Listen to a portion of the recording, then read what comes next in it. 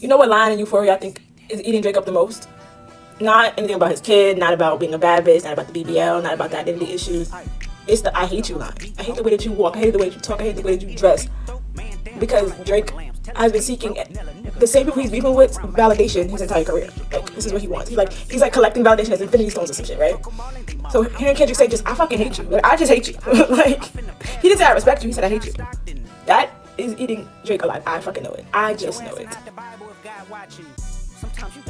Shout out to my mutual who sent me this video about a security guard getting shot in front of Drake's mansion in Toronto. Now, if you mean to tell me, after a week-long, thrilling, historical, cultural shifting rap battle like the one that we are in the midst of has taken place, and the group consensus is saying that Kendrick Lamar has beaten Drake by a landslide, that something like this just so conveniently takes place. Drake is in a position to play the victim.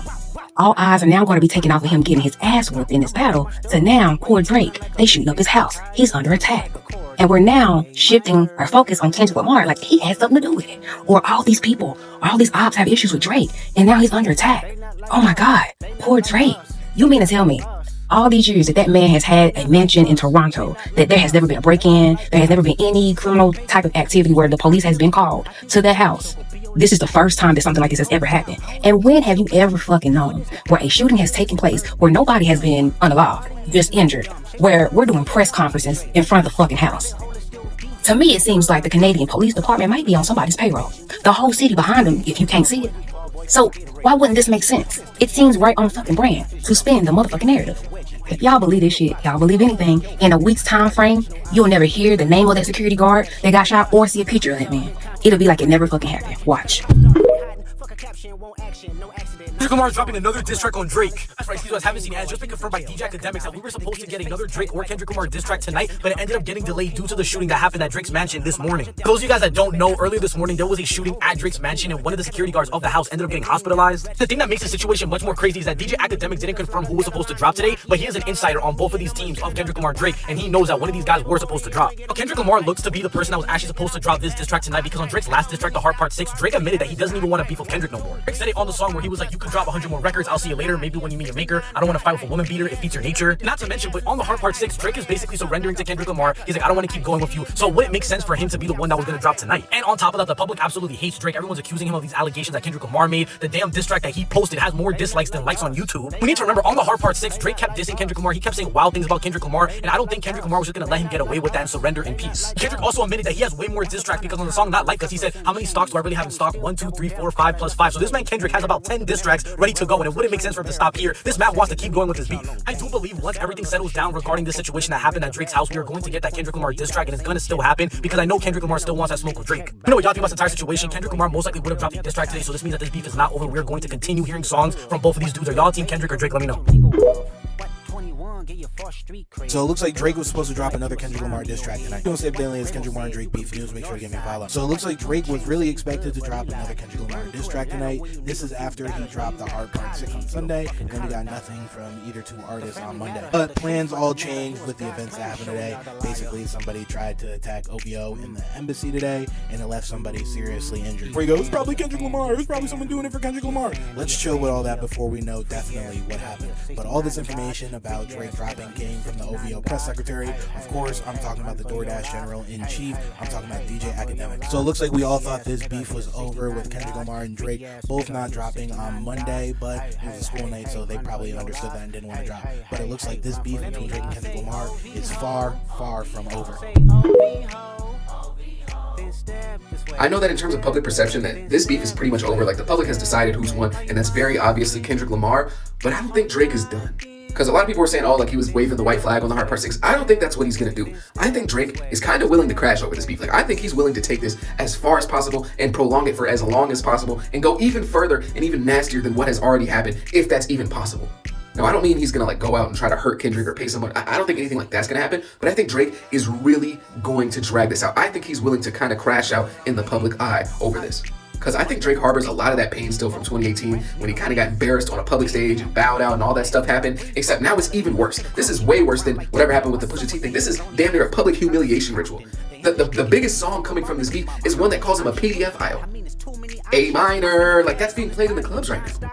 Drake wasn't willing to crash back in 2018, but this is a whole different level of like your image being tarnished we're talking about here. This is a crazy thing that he's probably never going to be the same from in terms of how people look at him. So I think Drake is probably willing to crash in this instance. So there's this post going around and it says, y'all mad at Drake for playing tough, but y'all ain't say nothing when Tupac was playing tough and he went to performing arts school and was an actor. Let me break this down for y'all so y'all can fully understand what Kendrick is doing and trying to get y'all to see about Drake and why Drake could never be Tupac. Tupac was born to two parents that are Black Panthers. Black Panthers.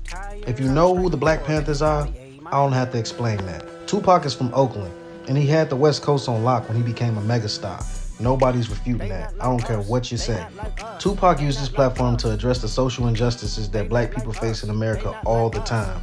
He even stood up for a black man that was being attacked by two white cops. He shot them. I'm not condoning the violence, but that's admirable. I don't know any other rappers that's ever done that, and he didn't go to prison for that.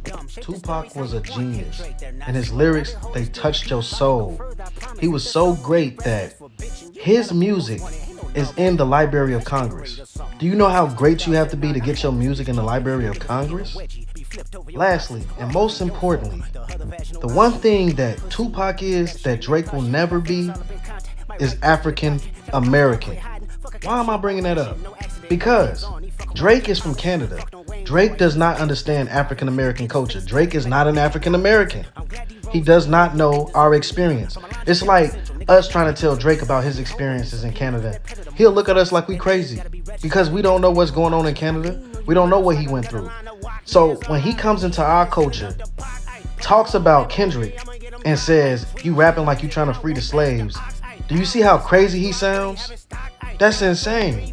Nobody's disputing that Drake is black. Yes, Drake is black, but he's not African American. And we have to understand that African American culture is our culture. Drake is a guest in this culture. That's like us going to Africa and then trying to go to like Kenya and then, you know, basically disrespecting their culture of people. You know what I'm saying? That's exactly what Drake is doing. Especially when you make lines like, I'm about to go George Zimmerman. Are you really serious?